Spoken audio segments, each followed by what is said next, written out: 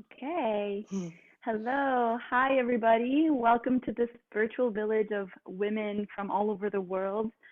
We gather here to share powerful stories of birth and transition into motherhood as a way to empower each other to kind of really move with ease through this whole process and to feel the power of each other through storytelling. I'm Bibi Lorenzetti, and I'm here with Lara Land today. And Lara, will you please tell us a little bit about where you're from and your practices and your offerings and just begin there? Sure. First, Bibi, thank you so much for inviting me to tell my story Yeah. today. I always welcome a time to talk about the birthing experience of my Hannah. And I think in many ways, I'm still processing and remembering in different formats. And it's a nice thing to have a space to do. So I'm sure it will be very therapeutic for me as well. I grew up in northern New Jersey in Bergen County. My dad was from Queens, New York. So he just told us that we were New York City kids and to always remember that. And I did grow up going into the city a lot, but my mom grew up on a farm in upstate New York, I think not too far from where you are in Ellenville, Okay. in Yeah, Ulster that's Heights. really close. Yeah. Yeah. So she grew up on a dairy farm there. So I grew up kind of in the middle in suburbia and then spent many, many years in New York City, which I always sort of knew it's the place for me, and Mhm. left New York City a little over a year ago. And I'm now living upstate in the Western Catskills. Wow. I didn't realize Yeah. you made the full shift. Yeah, we've sort of been like seeping that story out slowly as we've been more sure. We had been already discussing moving upstate before the pandemic. And so we wanted to try it out. We basically wanted to have a year to try it out because I recognized that I wasn't sure. Uh-huh. And I wanted to have the freedom to kind of say, like, I can't do this. It's a big change. And we hit that 1 year. Of course, it was a crazy year to try anything out, but Yeah, we're feeling more and more committed to the community here and the lifestyle change. that's great. And so what is it that you do for those of you that don't know you? What's been your, I know that I know what your calling has been, but can you tell us a little bit about it and then also how it informed your pregnancy and just the whole transition into birth and motherhood from what you do as you're such a big person in your community? Sure. Well, I'm a Ashtanga yoga teacher. I've been practicing for over 2 decades and made many, many trips to Mysore, India to study. And I had a brick and mortar yoga studio in Harlem for, um, I guess, about 9 years, and we've been virtual the last year. And I teach, in addition to Ashtanga, I teach trauma informed yoga. I also run a nonprofit which trains yoga teachers on how to teach in a more trauma sensitive way. Mm. And we also bring teachers into traumatized and marginalized communities to Oh, great. offer yoga and breathing and be a part of their healing. Um, and I run a yoga festival called Soul Fest, which mission is to uplift people through wellness practices and to make yoga and other wellness practices accessible and celebrate the diversity in those practices. So I do a lot of things. I also do a Yes, lot you of do. coaching. Yeah, I do a lot I'm of always coaching. amazed. Yeah, I wear a lot of hats. So I work with people on just how to sort of get out of ruts Mhm. and how to get accountable in their Yeah. lives. And so, but to me, all these things kind of mesh together. It's just about, having a life which serves you and is, ethically sound, which can really support others. So I'm Yeah. very interested in like the not just getting stuck in the like self-discovery, but also like how then does that feed into our community and our family and into bettering the world. Right. So how did you take all that and, I guess, step aside from it in order to make space to grow a baby and deliver it and then deal with, the identity, sometimes crisis that goes with that, and then fitting back into what you had before? Yeah. Well, couple things. During my pregnancy, I was very, very gentle with myself in my practice. I just did very little and whatever I wanted. Mm-hmm. And I stopped teaching. I always hear stories of like these Ashtanga women that like taught till the end. I stopped a couple months before, just found like that was too much. Like you had to make space, like you said. But I was definitely delusional about, or like, I don't know if I was uninformed or I didn't listen, but like I really did not understand that I wasn't going to be able to just, have the baby and do everything else, because I have always done a lot of things and I've always been able to, it's just an ability that I have, that of course people are always like, Lara can do them, and I can get a lot of things accomplished. So it was a big, it was a big identity crisis. I bet. It was very, very hard.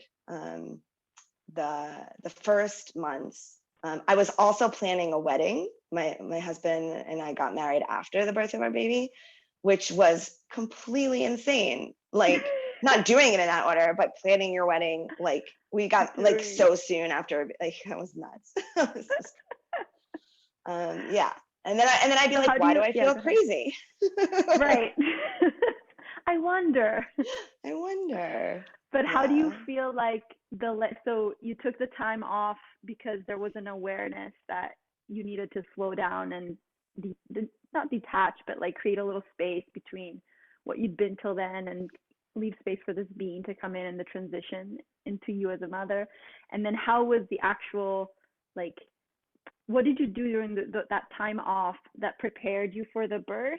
And then how were you able to let it all go going into the birth, and where are you able to let it all go? And then we'll pick up later into then how, that whole identity crisis happened. But I'm really interested, I feel like as women, we always want to do more and want to, just overrun ourselves in so many directions. And so you're such a great example of that because you're very successful at it. So I really am interested for other women to hear this of like being successful. How do you make that space? And then how does that play out into your birth? Because it's so much about letting go and letting be.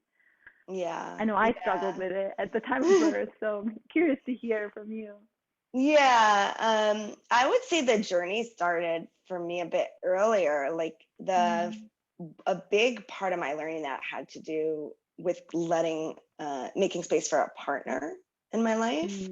And I was very aware that if I was going to conjure this life partner into my life, that I was really going to have to make space. So that's where I started thinking about that in reflection to like my habits and just the things that I might be doing that might be making like it hard for another person to like enter in. So that was a conversation I had with myself and something I meditated on a lot before I met my partner. And then when he did, when we did get together and he moved here from Germany, and you might not think that it's big cultural difference, but it is, like, they don't do like, he wasn't used to that kind of running around. Like there's much more like European life is more about like living, and especially like coming straight into New York City. And so, I had to understand his priorities in life, and like I tested them out and I'm like, oh, this is nice. It's nice to slow down and be together, and not just like do. And so there's a lot of space that I created to let that person into my life, that made it easier, to let this make the space for the baby. As far as like the getting ready for the birth, we did some classes together, and we walked a lot. One of the most therapeutic things for me was just taking walks in Central Park, just super slow walking, being in nature, breathing. So that was really like my practice. A lot of my practice was walking. I also just laid in bed a lot. Like, everyone says like, get your rest now. And like, I mean, it's a little silly because it's not like sleep or rest is something you can like gather up and use back for later. But I am glad that I like watched all those shows, because I don't know when I'll ever have a time to do that again. I watched a lot of TV. I took a lot of baths. And I just tried to practice a certain amount of laziness, which was really nice. Yeah, that sounds great. And then did you spend time, like, did you have an idea of how you wanted or how you thought the birth was going to go? Yeah. My first disappointment started, first, my gynecologist, who's also an OBGYN, only worked out of this one hospital, and I didn't want to give birth at that hospital because I just didn't feel comfortable with like their cesarean rates and just some practices there. So I switched to a whole different practice. That was hard. How many weeks do you remember? It was early on. It was really early on. Good. Okay. It was like after my first visit. Okay. But it was still like, how it is. And then I switched to this practice. One of the reasons was they were associated with the Mount Sinai West, this hospital that had this birthing center. So this is totally indicative of my personality. I'm not too east, not too west, not too like, like against doctors, but also moderation. Like I like things in the middle, Yeah. So I really like the idea of being in a birthing center that was also attached to a hospital. That made me feel like I could explore getting, a little crunchy with my birth, and be like protected by the hospital. And of course, they closed the birthing center like a month before my kid was born. So that was like devastating. So then I found out, okay, I'm gonna give birth in the hospital. How was that for you? Because I feel like a lot of women go through that. I was all of a very sudden, upset. Like a change. Yeah. I was very upset. I tried to sign some petitions and things, and I just saw I had known from like the prenatal and postnatal teachers that worked at my studio that there's a lot of issues in birthing in New York City, but until I was in it, I didn't really understand. Like even the birthing center at the hospital, I was like, ew, this is like, I was so sad that I felt I had really no options to give birth the way that I would have wanted to, like in my ideal. It was sad. Well, like that, like, like a really nice birthing center, like super calm and lots of, room to move, and definitely the chance to be in the shower, or have water, like, but also with that kind of mental and physical protection of being like right adjacent to like a full like NICU kind of situation. Yeah, that's what I wanted. And so then whenever they shut down the birth center, did you stay at that facility anyway? Yeah, at that point it was like, I really liked and trusted the practice and the doctors. So I was committed to, one of the doctors at that practice being the one that delivered my baby. And I mean, I wasn't going to like shift it again. They were close to where I lived, and there were a lot of things that worked about it. So I was just like, okay, I'm going to give birth in the hospital. Some friends told me some advice, like getting Christmas lights to hang. And I made like a, kind of vision board to put up at the hospital. I came with all this stuff to try to make the room like a nice mood, the music. And my friends made me a really nice necklace with like stones that they picked out and they like prayed on. And that was like for me to hold. So I just tried to incorporate things to make it like a little less sterile. Yeah. Yeah. And did that work for you? Those are helpful.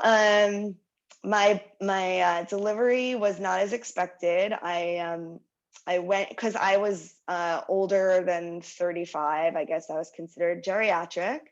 So I was supposed to do these like a lot of extra visits toward the end. I had to go to this one place kind of like across from the hospital to have these like extra checkups, not even with my doctor, this like separate facility. And I had actually like skipped one, and then I went, and it was the day before Hannah's due date, and suddenly they came back and they're like, okay, there's no fluid around the baby, so you're gonna have to be induced today. And I was like, what? And then they're like, we're gonna set you up with a fetal monitor, and based on that, we're gonna tell you if you have to go straight across to the hospital or if you can have like 4 hours to go home and pack a bag. So I'm like, call my doctor. I want to talk to my doctor. And they call my doctor. My doctor's like, yeah, that definitely means you have to be induced. So, but I did get my couple hours. So I was able to go home, and I'm really good in crisis. In a way, it was a blessing, Phoebe, like it, because leading up to the due date, I was having a lot of anxiety. It was increasing, and I wasn't really sleeping. Anxiety about like her coming at the right time, or what kind of anxiety? Just well, I was having like, I guess, sleep apnea, so I was kind of like, like gasping for breath in my sleep. And I don't know if it was like partially the baby and just being nervous about the pain of giving birth and what was about to happen. And so I wasn't sleeping. The buildup of like the due date was like getting like, more and more, when is it going to happen, and all those kind of feelings. So even though like I told myself like first babies are always late, so I just put in my mind the due date of like 2 weeks later, so that I wouldn't have that like due date mentality, because due dates are just ridiculous anyway. But I think like like once I know, okay, here we go, I called my husband, and he was like freaking out. I'm like, baby, breathe. And then like I came home, and I was like, here's what we're doing. We're making our meal. And I just had it. Like I got in my go mode. So you transitioned like right away. Yeah, I'm good in that space, and I'm really good at crisis. So yeah, they had to induce me. And when you're induced, that was kind of something I didn't want, because that sets off like a whole series of things. Like once you're induced, it's not the body like naturally starting the labor. So there's lots of other things that can and do typically like go wrong, or not in a normal way, where everything's like happening at the body's speed. And it also depends on whose hands you are and how focused on the woman they are versus the outcome. And I had a doula, but I didn't jive very well with my doula. I didn't feel a bond with her, which is like kind of the whole point of the doula. Yeah, that would be an important thing to have. Yeah, and I interviewed like I think just 2. And in a way, looking back, I kind of wish that I went with the one that was not as experienced. but who like I had the warm feelings for. And it's nothing like against my doula. Like it's just like it was really just one of those, I think, personality things, Yeah. like I just didn't feel like a big trust. I didn't feel like the comfort. I actually didn't. I called her to tell her I was being induced, and she kind of said, well, probably take a while, so like I'll get a little closer to where you are, and maybe you want to call me like later. And even that, just like the way it kind of was put, kind of made me feel like not calling, and I kind of just wanted to be alone with my husband. And in the end, I called her, but she barely got there. It was really late. Also because I had in my mind like that the labor will take like at least 24 hours. Yeah. So mine was not that long. I mean, it was still long, but it was shorter than that. So I started labor at like 5 p.m. I gave birth the next day around 11:30 in the morning. Okay. I thought I would give birth around like in the evening, late afternoon, evening. So I thought I had more time. Right. And how was so you got to the hospital and they induced you, and how was like were you able to still move around? Did you have like a moving around IV? So you were just in the bed?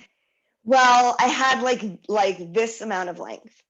So they told me, because I had like practiced the positions, I was ready to and because we're yoga practitioners, like I could squat for a long time. Like I can be in all these positions, and I was excited about that. And once I was like induced, and because of what was going on, they had to monitor me. So I was on a very short rope.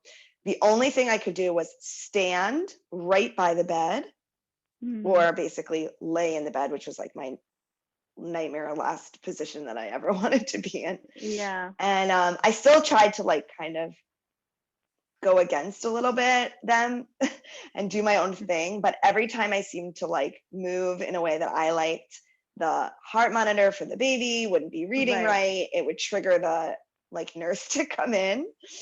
I did labor standing up. Oh, great. No, for a little while. Yeah, for a little while. Okay. So that's good.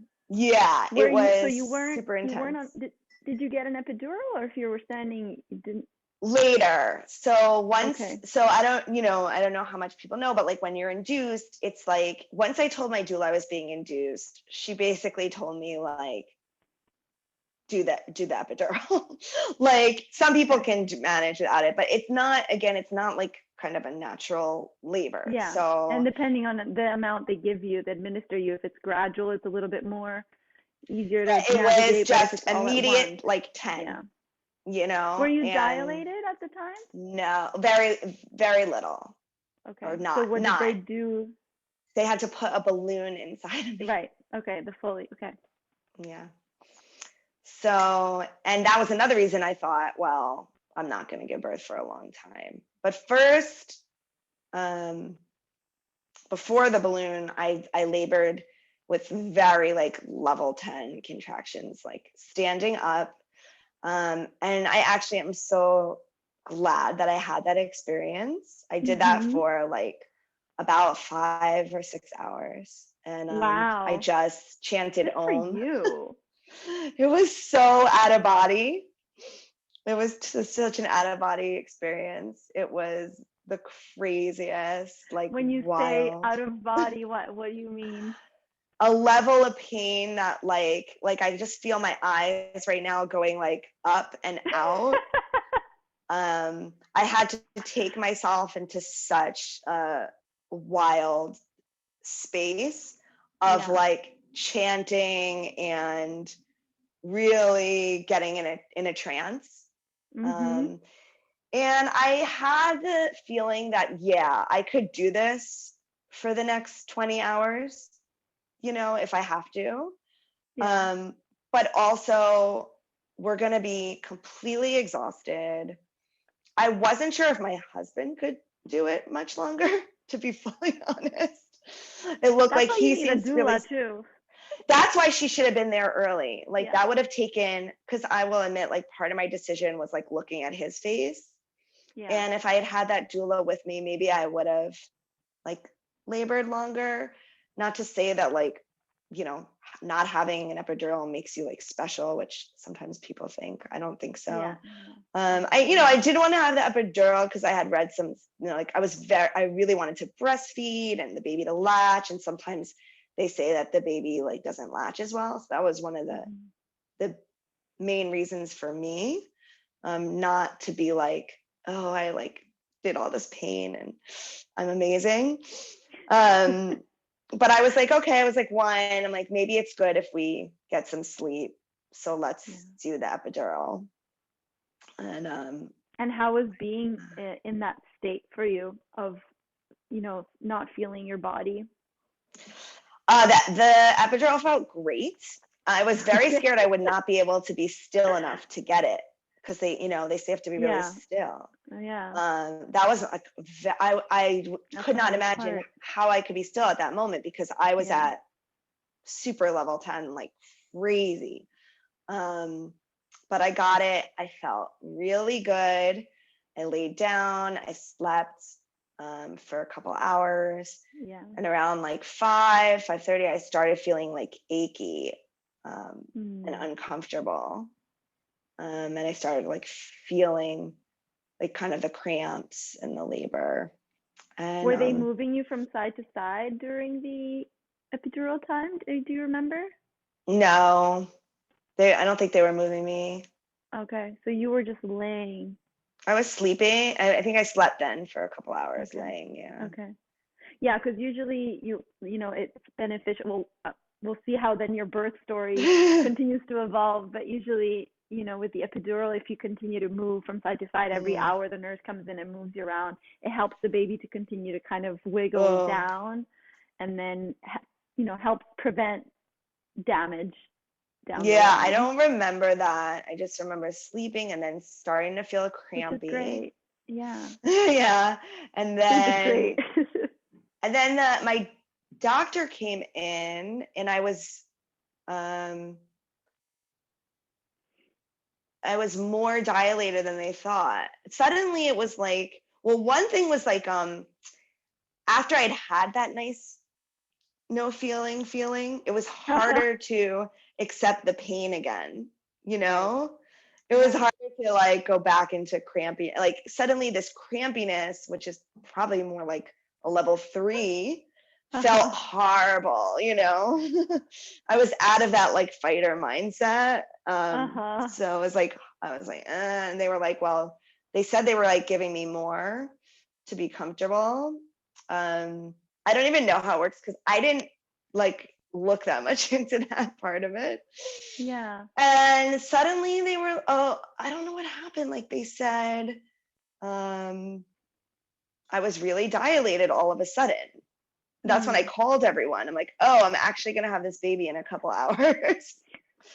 So like my doula, my parents, maybe you should start like moving this way.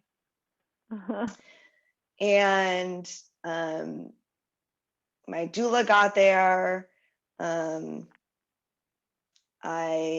labor started to pick up. The epidural was not working. So I was feeling everything.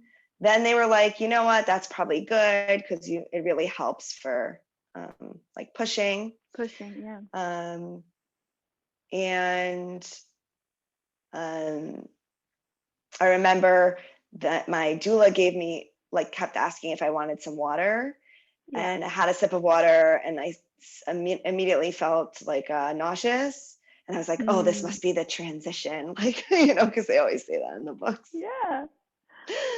So I was like, oh, I'm getting close. And then they had me push. And of course, like in the books, like immediately my labor like stopped. Like, it's like, I don't know, your body gets like shy or something. It's like, couldn't feel anything. I had the feeling that I was pushing wrong, like they're like, do it like this. Like, and I'm like, I was trying to do their instructions. Yeah. but I got the feeling from like their faces that I wasn't doing it right, Oh I had that kind no. of a feeling. Yeah. And it's like everyone had told me, like, push through your anus, which I Yeah. really was like focusing on. So I thought I was trying to do all that. And so my doctor left. She said, let's just relax a little, stop the pushing for a little bit. And as soon as she left, almost, I started having crazy labor pains back to like Mm. the like Did you level not 10. like her? No, I liked her a lot. I Okay. really liked her. Um, I don't know what happened, but very shortly after, of course, I don't know like exactly the time span because, but Yeah. um, I don't think she'd been on too long. It was Well, my also there's like husband. a resting phase where it seems Mm, like, usually in the natural birth without medication, you go into transition and then when you transition into pushing, there's like this pause where it almost seems like, did the baby leave? Like, am I still here? What's going on? that might have And been then it it because like kicks I told back you, like in. Yeah. I Yeah. basically had no epidural in me at that point, Yeah, so it's normal. There's like a resting phase, and that's supposed to be like the body's way of giving you a little break before the big work begins. So Yeah, you that experience sounds it. right. But it was cool because the doctors and the nurses were gone. I was just with my husband and my doula, and I had a tremendous urge to push, but I didn't want to Great. push it on my doctor. Like, but I got up on the bed. I got in my squat. I got on my You hands redeemed and knees, yourself. and I'm like, oh my god, I think I have to push. I think I have to push. So I think my doula sent my husband to get the doctor, and when she came in, I had to go into like the regular labor position. Right. Um, But how but yeah, wonderful that you got that time to like really do you. yeah, I think they were just so afraid I was gonna fall off the bed, and of course the doctors don't really like to catch the babies in those weird positions. But Right. and my baby was a little stressed. Okay. Um, so they were like they had a lot of concerns. They had to do all the things that they have to do in medical settings when the baby's stressed. Right. Yeah. But then did she come out? But did you push her out Yep. vaginally, or I did you? pushed her Okay, out. great. Yeah. And then Yeah. how was that for you? How was like the realization that she was coming out of you, and then seeing her the first time, and then her coming onto your chest? How was? Can you recall all of that? Yeah. Well, I guess she was getting a little more stressed. They were at the end. They were like, "Come on, Lara!" Like, and do it, like, and I just did it. So I felt, accomplished. I guess, Yeah. like proud, and um, I thought that like that would take longer, but I just ended up getting her out in a short time, a really strong pushing, and I felt like yeah, like a relief and just like a great sense to have her on me. And I felt like I like immediately wanted to breastfeed. Like Oh, nice. I really had that like urge. That's And my doula amazing. told me like that usually like people wait a little bit, but if I wanted to try, like I could. And she like came at me and latched like almost immediately. And That's amazing. that was for me, I guess that was very, very special. And I really, Yeah. yeah, I enjoyed breastfeeding her. Yeah, I feel like there's a lot of literature out there which has truth. It's not that it's not true, but that if you're on these medications, that the baby will come out and not know how to latch. And in some cases, it does happen, but I feel like if you're not on these medications for too long, which it sounds like you weren't really, um, the Mm, baby's not really affected because it's not enough time for it to get through to her or him. So it's so mm, great that you had those, no matter how medicated the situation was or how hospital based it was, you still were able to get these really nice moments, like the moment mm. right before the doctor came back in, you were just squatting and like, I feel like those are such important moments for for us to remember because you're Hannah is 2, you said, right? 2 Yeah. months. To still be able, like, what do you feel is what you keep of that experience in terms of like the image, but also just like the feeling for yourself, for your partnership, for your relationship to her? What is it that you keep? It's emotional. Yeah. um, it's just hearing you say that, like hearing you lift me up by talking about that I had those moments, and that this hearing it back to me from you, it's like, oh, I guess it turned out that it was kind of balanced between like medical and earthy, and like I could see it more in that way, that it's in alignment with me, whereas like I definitely had a lot of mixed feelings, not anymore as much, but like just could I have stayed longer without the epidural, or just like those kind of a lot of questions. Mm-hmm. Definitely went through my mind after the birth about if I could have done something differently or should have done something differently, even though like everyone's here and everyone is fine. Yeah, it's still, those questions arise sometimes. Well, I feel like, I've only been a doula for a couple of months, but I've been very lucky to work with 5 women this far, and I feel like, and with my own birth and just other women I speak with, I feel like, I was one of those women going into birth where I felt like if I didn't do it naturally, I wasn't worthy of the experience, or, it wasn't the same kind of strength or power. And I feel like getting an epidural, and, you were like, oh, it was so great, I got to rest, and that's so wonderful to have that approach. But it's a big deal for a woman to like surrender to that and be like, I'm going to have this thing put into my spine to be able to continue to do this and bring this human into earth, into like life.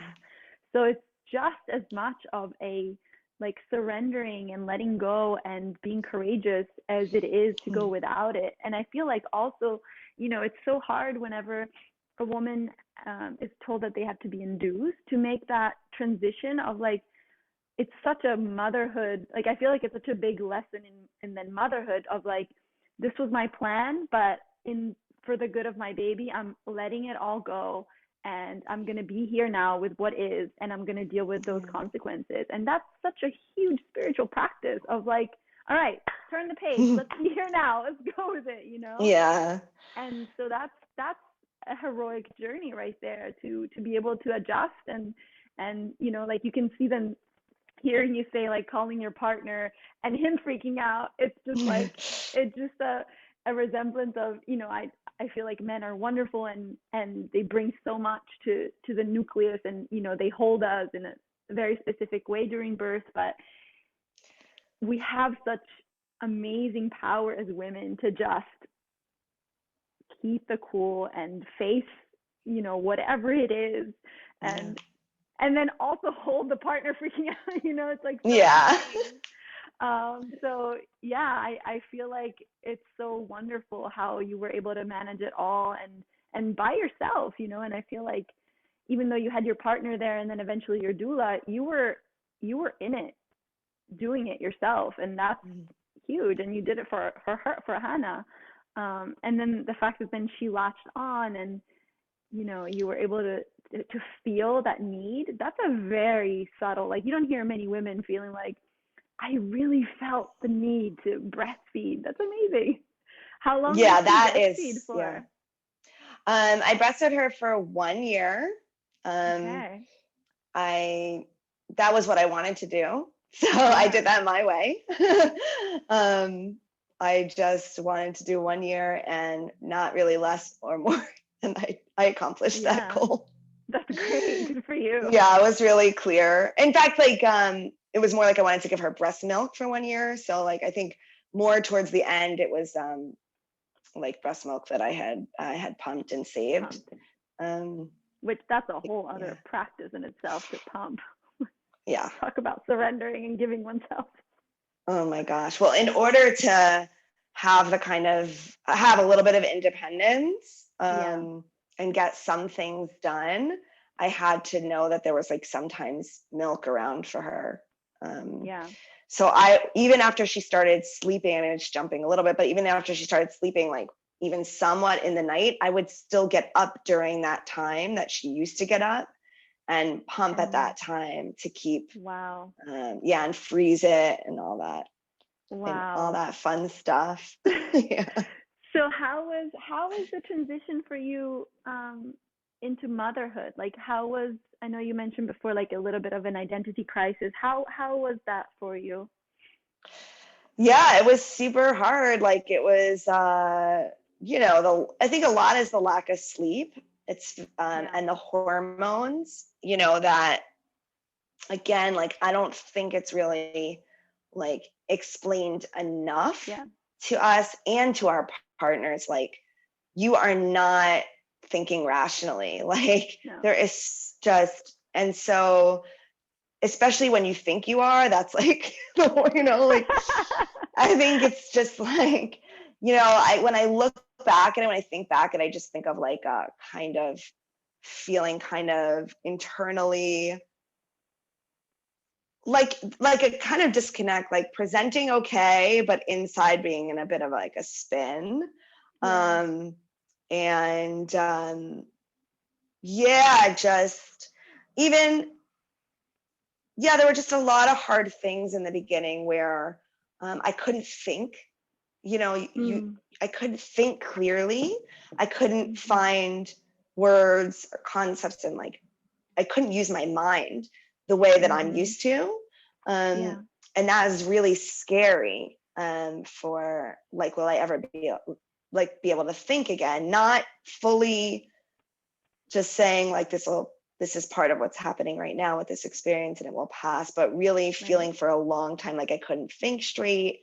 There were some like interviews that I did, like yoga related interviews and podcasts, that I did with, I would say in that first 6 or 8 months or so, which I probably just shouldn't have done, And there was one presentation that I gave, I was excited to get myself back Mhm.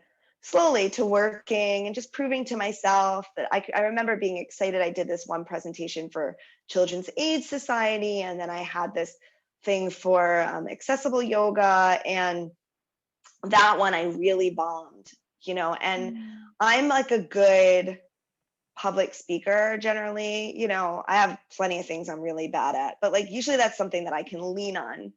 Yeah. And, I was giving a workshop that I'd given before, so it wasn't like new material. I didn't think I had to like prepare that much. Mm. And it just did not go over well. And I felt at that moment that I like ruined my career and like I had to just do a lot of work to just accept that, it's not every presentation is a win, and um, people can forgive that one, mess Mhm. up. Yeah. Yeah. And I feel like if there were other mothers in the crowd, I feel like we all go through that in some degree of like needing to prove that we still have it together and we're still ourselves. And, I feel like we all, in some way or form, do that. There was a woman And who feeling came up that. to me and like hugged me after, and like you know she told me that the first 2 years is like a Mm. certain kind of attachment between you and the baby where you're like kind of still one. Yeah. um and I was like, 2 years, I think, I forgot how. I was like, wait a minute. I think I thought by like 3-4 months, I should be able Mhm. to be in a different. I think my timeline was a little bit off of reality, Yeah. and that's why I Did said you to have you a before. plan for postpartum? Like, did you have a recovery plan of any sort? Um, yeah, like just, did I have a recovery plan? Like As in far terms of as, diet and like scheduling or like partner time, resting time, people bringing you food, things like that? Yeah, my parents were amazing. Okay, goodness. They came Yeah. like once, they came twice a week in the beginning. They brought meals.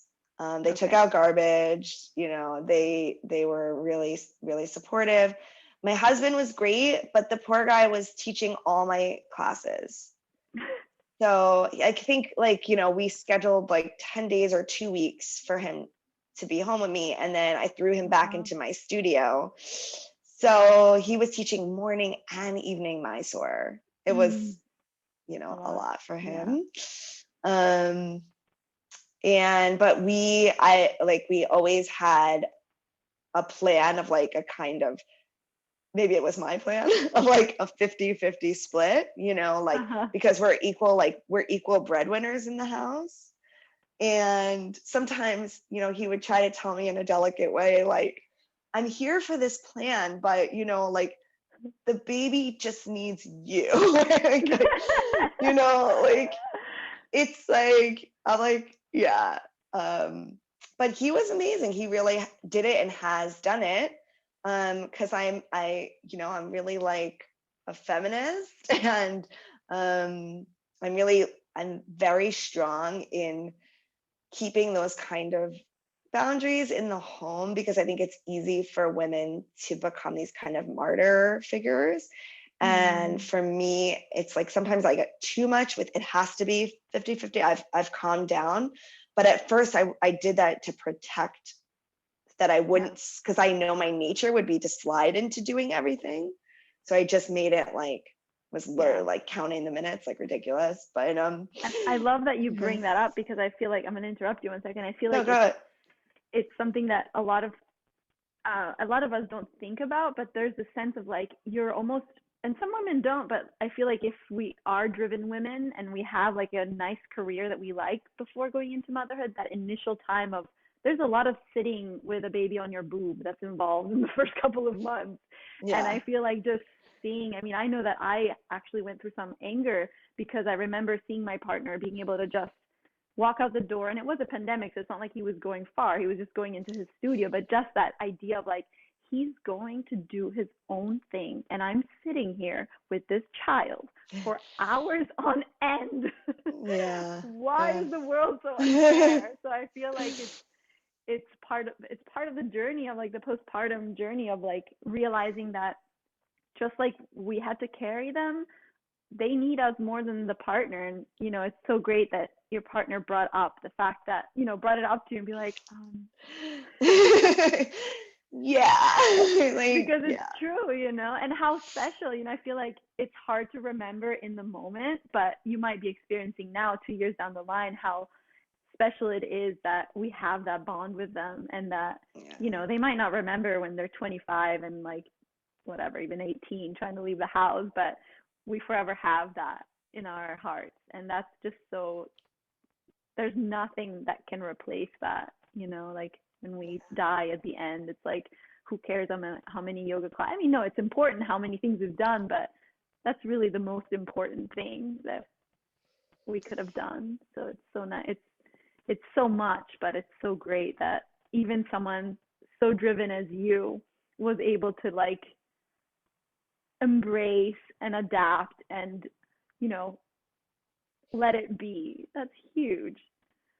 Yeah. I mean, I think you're just like you have to. I guess it's like let go or get dragged. Yeah. So, Yeah. um, Yeah.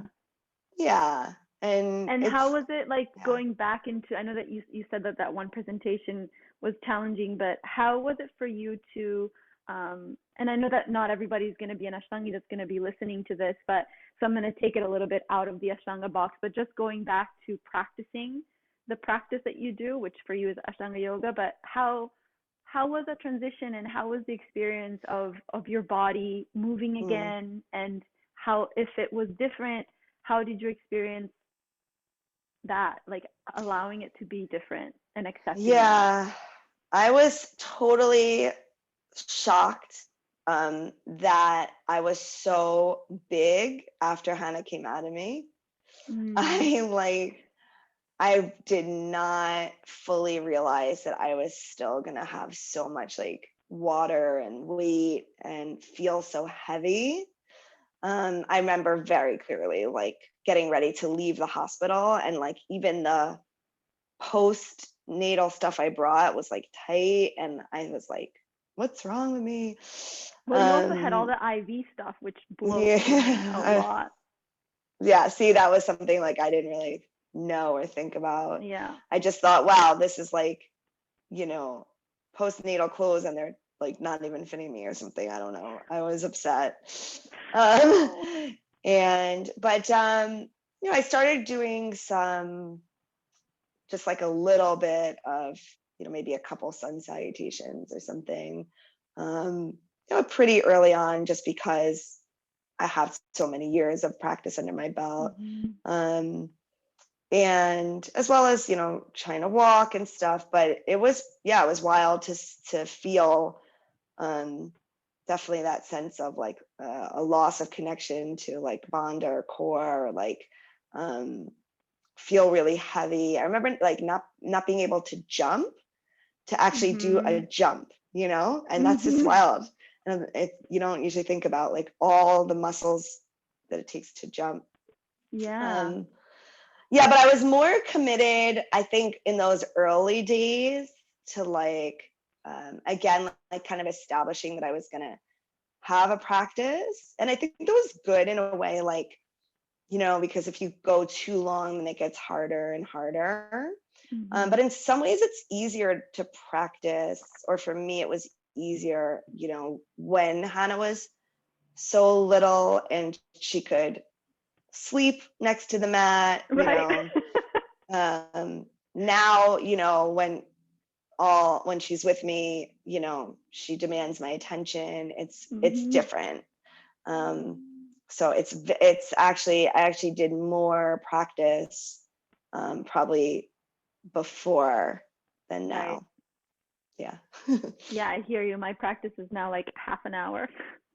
I think a half an Which hour is practice great. is like I'm awesome. Yeah, I look back now, I'm like, why didn't I practice for an hour and a half? Where was that energy? Yeah. I love 30 minutes of practice. I think, puts me in a good space. Yeah.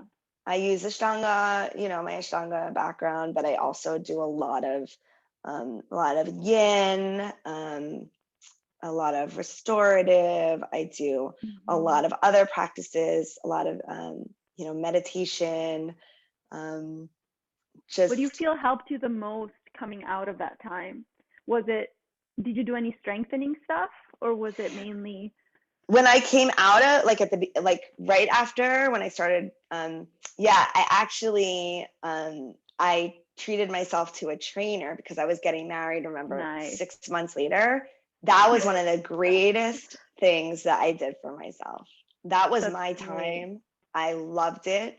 I made her work me out outside, no matter the weather. And that was just, I turned out to be in the best shape of my life.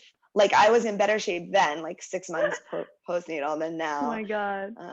But I don't know that I could have I don't know that I would have gotten like to that, or even close, or even ever lost the baby weight, if I didn't have like that motivation of the wedding and the wedding dress. Like if I ever got pregnant again, like I don't know that I would I don't know I'd be able to work that hard, because I really like, Wow. yeah, with a trainer when it's one-on-one. I mean, it's a different, It's a whole it's, other experience. Yeah. yeah, it's a totally different experience, and that takes obviously a lot of And resources. did you I feel like mean, that helped you with like the growing weight of the baby, to have that strength and that kind of? oh, this is what I did after the baby. Okay. Yeah, No, like yeah, but I starting mean, like, like, at once you gave, so do you feel like that, just having had that training, and that, I assume you did some weight training with that? a lot of it was using my own body weight. Okay, Yeah, a little bit of weights, a little bit of boxing. that's great. It was Did you awesome. have any issues with holding the baby, or do you feel like because of that Yeah. you were strong, and like you were able to deal with her growing weight and having to pick her up and breastfeed her and like all those things? That was still hard. Okay. I definitely leaned. And then I've gotten much better in the last year of using my less dominant side, holding her, Oh, nice. and Yep. that really has made the biggest difference in my body pains. Like, I Yeah. would really suggest to anyone to try to do that as soon as possible. That's a great Um, tip. it was really hard at first to make myself use that weaker side, but Yeah, wow, I feel such a difference when I do that. that's great. So, out of all of this, which has been so, so much and so enriching, and to see like how everything went unexpected, but you were able to turn around and find moments to make it yours. And even with the breastfeeding, like doing it for a year and then pausing, like what is it that from your experience what would you tell another mother going into this for the first time based on your experience of it? That it's harder than they tell you. But I really say that because, like, if you're feeling like this shouldn't be so hard, Yeah, you very know, good. that puts like this extra tension on what's happening. So I think it's helpful to be like, yeah, this is hard, you know, this is where I'm Yeah, at. Um, amen. and, it doesn't last forever. Like each month, less than that, but they gain more skills and you get a little bit of your kind of self back. And, like, I think a lot now, as Hannah's getting closer and closer to like age of school and she's even doing some daycare, um, I I'll never, like, I can always get my career back. I'm gonna have so much time later in life, like when she's in school, to do these projects in my mind or read again or whatever, but like these moments with her, like, I never have another chance at them. So I just I just remember got the that. chills hearing you that. Yeah. So true. Yeah. It's just so true. And yeah, I treasure really every moment with her. I really, really treasure it. Something I do now that I really never did before is take weekends. I really spend weekends with my Mm, family. I really have boundaries in my work life, and I just I'm soaking it up. Yeah. that's so great. I feel like it's such a nice, they're such, they bring so much gift to our lives. Like, I feel like they bring the balance that we weren't able to give ourselves. If Yes, we're, that's it. if we're able to embrace it and go with it. And who knows, maybe the yoga, all those years of yoga helps, kind of take it as it Yes. is. So that's what a great example. Thank you so much for sharing all these things and, with truthfulness. I'm really grateful, and I'm sure all the other women that are going to listen to it are too. And how can we find you, or how can, a woman listening to your story find you if she feels called to? Well, thank you, Bibi, for having me. And I really enjoyed chatting with you. Oh, I can be yeah. found on Lara Land Yoga on Instagram and the other socials, but mainly on Instagram. And my websites are landyoga.com and laraland.us. All right. And I'll put those in the comment below, or in the little description. So whoever's listening, if you didn't get that, you can look underneath and connect with Lara. Lara, thank you so much. I am so grateful for you and for sharing this time with me. And you're the first woman to share your birth That's story on the awesome. series. Thank you, Bibi. So I thank you. hope And someone I got hope to something connect. good out of I think they will. it. Yes, absolutely. Thank you so much. Thank you.